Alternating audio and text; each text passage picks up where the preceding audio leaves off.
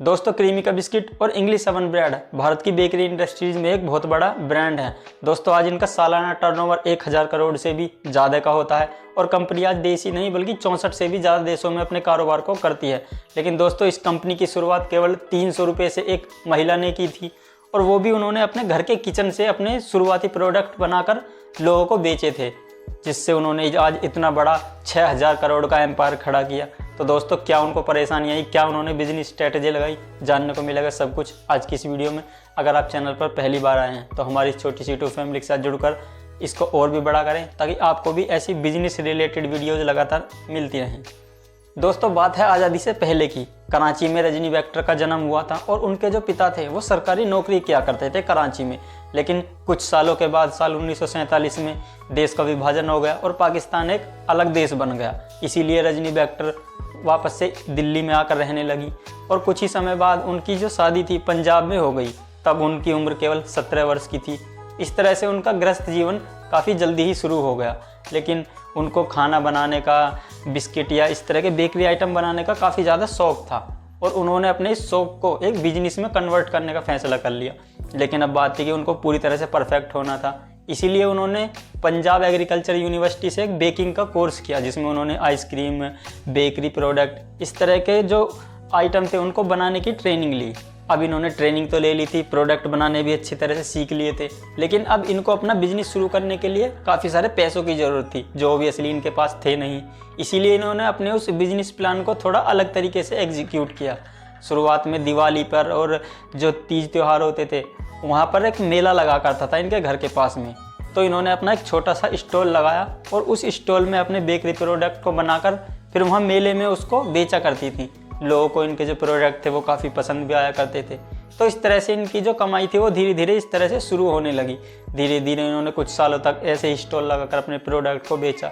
फिर इन्होंने 300 रुपये इन्वेस्ट करके कुछ छोटी मोटी मशीन्स खरीदी जिससे ये अपने बेकरी प्रोडक्ट को बना सकें, टाइम भी कम लगे और उनकी क्वालिटी भी और इन्हेंस हो। इस तरह से शुरुआती 300 रुपये इन्वेस्ट करने के बाद इन्होंने एक गोदाम को किराए पर लेकर वहाँ पे अपने जो बेकरी प्रोडक्ट है उनको बनाने लगी। साथ ही साथ जो लोग थे उनको बेचने लगी। साथ ही साथ इनके प्रोडक्ट जो इतने अच्छे थे कि एक बार जो लोग यूज कर लेते थे वो दोबारा तिबारा लगातार इनके प्रोडक्ट को लेते थे और साथ ही साथ खुद तो लेते ही थे, अपने परिवार रिश्तेदारों को भी रिकमेंड करते थे। तो इस तरह से इनकी जो शुरुआती मार्केटिंग थी वो लोग एक दूसरे से खुद ही किया करते थे।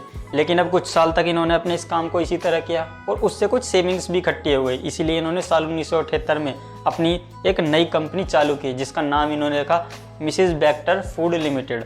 अब यहाँ पर ये बिस्किट, आइसक्रीम, बेकरी प्रोडक्ट इस तरह के आइटम को उस कंपनी में बनाकर फिर लोगों को बेचने लगे। साथ ही साथ उसकी मार्केटिंग भी करने लगे, मार्केटिंग कैंपेन भी चलाने लगे, अपने ऐड भी अखबारों में देने लगे। इस तरह से जो इनका शुरुआती प्रोडक्ट थे वो मार्केट में धीरे धीरे बिकने भी लगे थे। हालांकि उस तरफ बड़ी बड़ी कंपनियां पार्ले जी, ब्रिटानिया इस तरह के बड़े प्रोडक्ट भी मार्केट में थे, लेकिन उनके बावजूद भी इनके प्रोडक्ट धीरे धीरे सेल होने शुरू हो चुके थे क्योंकि इन्होंने जो बड़ी बड़ी कंपनियां थी उनके प्राइस से अपने प्राइस को भी कम रखा। साथ ही साथ क्वांटिटी को भी उनसे थोड़े इंक्रीज किया जिससे लोगों को लगे कि हमको कम पैसे में दूसरी कंपनियों से अधिक प्रोडक्ट मिल रहा है।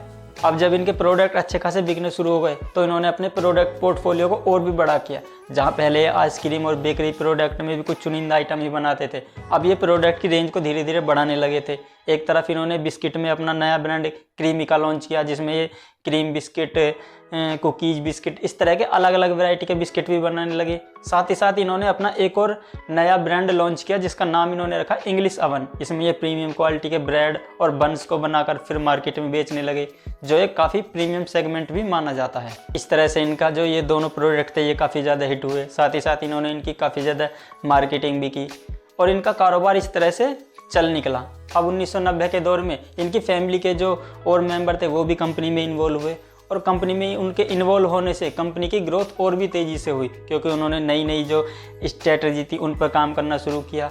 विदेशों से नई नई टेक्नोलॉजी की मशीन इंपोर्ट की जिससे अपने प्रोडक्ट को बनाया जा सके।